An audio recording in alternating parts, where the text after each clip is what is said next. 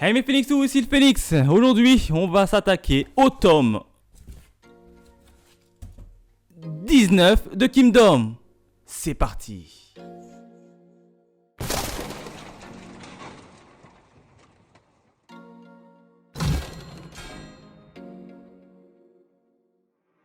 Allez, on démarre de suite avec la jaquette numéro 19 qui est juste magnifique. On peut apercevoir Shin accompagné de ses deux rivaux Muten et Uon. Et derrière, on a qui? Derrière, on a Kyukai, sa lieutenant. Et juste ici en haut, je ne sais pas si on voit plutôt bien, voilà, de ce côté-là plutôt.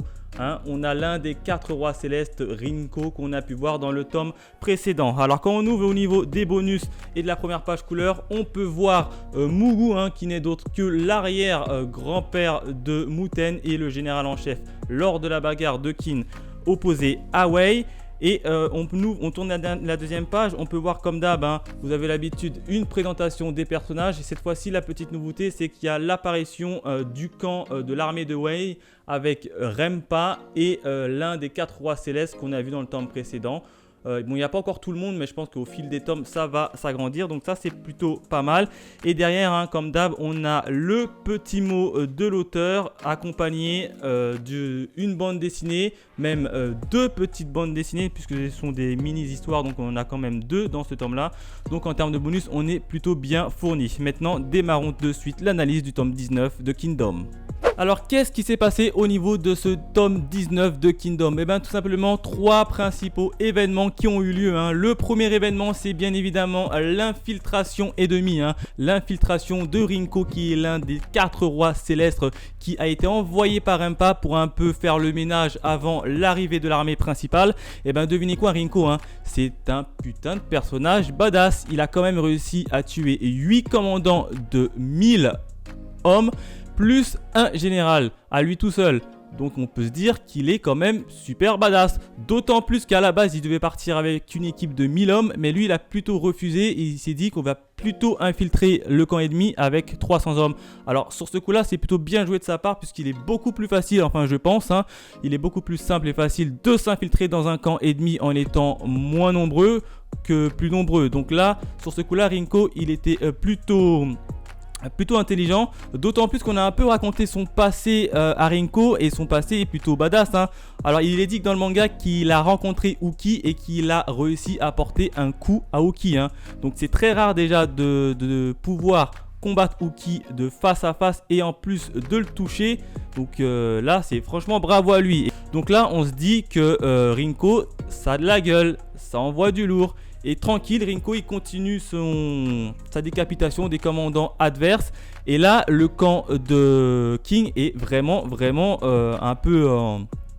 un peu ébranlé par toutes ces morts de capitaines et de commandants de plus de 1000 hommes, plus un général. Autre chose également, c'est qu'il a pu rencontrer Shin en face à face et teinter un peu le terrain. Les deux hommes se sont brièvement échangés des coups, rien de bien méchant. Et durant ces petits échanges, on apprend que Rinko a en fait le grade, enfin l'équivalent du grade d'un général de King. Donc il est capable de diriger plus de 10 000 hommes. Donc ça c'est une grosse surprise, c'est-à-dire que le général Rempa a sous sa coupe directe 4 rois célestes, et ces 4 rois célestes ils ont tous le même mastodonte et la même puissance qu'un général. C'est l'équivalent de 4 Mobu ensemble, donc ça va faire des dégâts au niveau du camp de l'état de Kin. Le second événement, c'est bien évidemment la promotion des aspirants. Après la débâcle qu'ils ont reçue de l'état de Wei par l'intermédiaire de Rinko, il fallait bien remplacer les commandants décédés. Et bien devinez quoi, Mugu, le général en chef, a donc désigné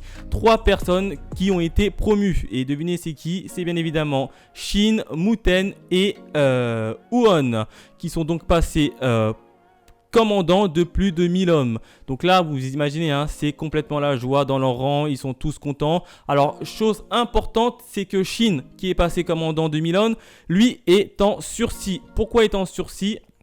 Eh bien tout simplement puisque ça a grondé au niveau des grosses instances, comme quoi Shin est monté trop rapidement commandant de 1000 hommes.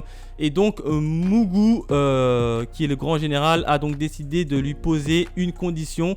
C'est qu'il restera commandant de 1000 hommes à une condition: s'il ramène la tête de 3 commandants de 1000 hommes, ou alors celle d'un général de l'état de Wei durant cette guerre. S'il ne le fait pas, il retombe tout en bas, c'est-à-dire qu'il faut qu'il recommence tout en bas. Alors là, j'ai trouvé ça un peu cruel de la part de Shin, d'autant plus que ces deux comparses, hein, Muten et Uon, hein, ces deux rivaux, eux, ils sont promus commandant de 1000 hommes et je pense qu'ils vont rester commandant de 1000 hommes même après cette fin de guerre. Alors que Shin, lui, doit encore montrer ses preuves, comme quoi il y a vraiment deux niveaux, hein, entre d'un côté la noblesse et de l'autre côté les roturiers. Donc ça, j'ai trouvé ça un peu méchant, mais je peux le comprendre puisque au niveau des grandes intenses, ça gronde et ça allait un peu casser des dents. Donc ça, je peux tout à fait le comprendre, mais quoi qu'il en soit, c'est que Shin, il doit absolument se montrer sur cette guerre, sinon il repartira totalement de zéro. Enfin, troisième événement qui est intervenu, c'est bien évidemment l'arrivée de deux nouvelles épées et le début de la guerre dans ce petit tome. Alors pourquoi deux nouvelles épées? Ben tout simplement, Mugu, hein, le grand général en chef, a directement sous ses ordres deux généraux, deux gros mastodons, hein. Alors déjà, on dit que ces deux généraux, ils ont le même niveau que les 6 grands généraux de King. Déjà, rien que ça met l'ambiance. Et devinez qui? Alors l'un d'entre eux, il s'appelle Kanki. C'était le chef d'une ancienne bande de bandits tout simplement, qui faisait régner la terreur. Alors lui, il n'hésitait pas à écraser tout le monde. Et quand on le voit, de suite, on s'aperçoit directement que lui, il est sans aucune pitié, il est là, il fonce sur toi, il t'écrase. Et ça, c'est magnifique, hein, c'est juste magnifique. Le deuxième personnage qui n'est pas des moindres, hein, puisqu'il s'agit du père de Uon. Donc c'est donc le leader incontesté de la branche principale du général Uki, qui est le deuxième général. Et quand on le voit masquer tout ça, on se dit il est super badass. Il fait vraiment peur. Et en plus de ça, on apprend de quoi sur lui? Comme quoi il y aurait une rumeur qu'il aurait tendance à flirter, enfin qu'il aura des envies de devenir roi de l'état de King. Vous imaginez un peu? Alors d'un côté, on a Elsei qui peine à reprendre le pouvoir de la main du chancelier Ryo. Si en plus de ça, Uzen, hein, c'est comme ça qu'il s'appelle, qui est un général qui lui aussi prétend au titre de roi de King. On aura donc 3 personnes qui vont se battre pour le titre. Ça va être une tuerie. Les chapitres suivants et les tomes suivants vont tout simplement être une tuerie. Et ça, je kiffe beaucoup. Autre point également, c'est bien évidemment le début des hostilités, hein. Alors d'un côté, on a l'état de Wei et de l'autre côté, l'état de King. Et devinez quoi? On a déjà eu un premier fight. Le premier fight, c'est bien évidemment Uon qui s'étape contre l'un des 4 rois célestes qui n'est d'autre que Rinko. Et le combat entre les deux, il est juste magnifique. Là, tu vois toute la puissance du général Rinko, hein. Moi, je vous l'avais dit qu'il était très puissant et très fort. Là, il n'y a rien à dire. Il est puissant, il est très fort. Et en plus de ça, il est très intelligent. Et là, je peux vous dire qu'en face, Uon, il souffre et il souffre terriblement. Et l'état de King tout entier va souffrir tant que Rinko, il est là. Moi, je vous le dis, c'est l'un de mes personnages préférés. Enfin, ça commence à devenir l'un de mes personnages préférés, Rinko.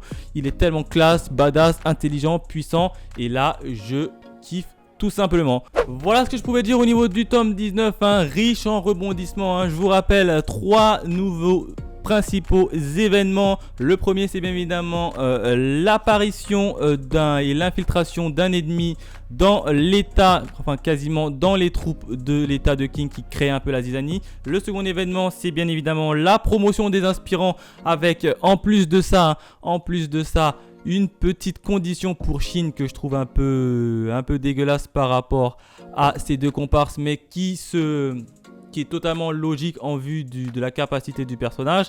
Et le troisième événement, c'est enfin le début de la guerre. Donc tout ça dans le tome 19 qui est donc riche en rebondissements. Moi j'ai plutôt bien aimé, hein, j'ai surkiffé le tome 19. Donc là, il n'y a rien à dire. Comme d'habitude, en termes de notes, je lui mets un 4 sur 5 en termes d'étoiles. Comme quoi, Kingdom, c'est une valeur sûre. Voilà ce que je pouvais dire sur ce tome 19. N'hésitez pas à me dire dans les commentaires si vous avez apprécié le tome 19 ou la vidéo en général. Quant à nous, on se retrouve très vite pour de nouvelles aventures. Allez, bye mes Phoenixous.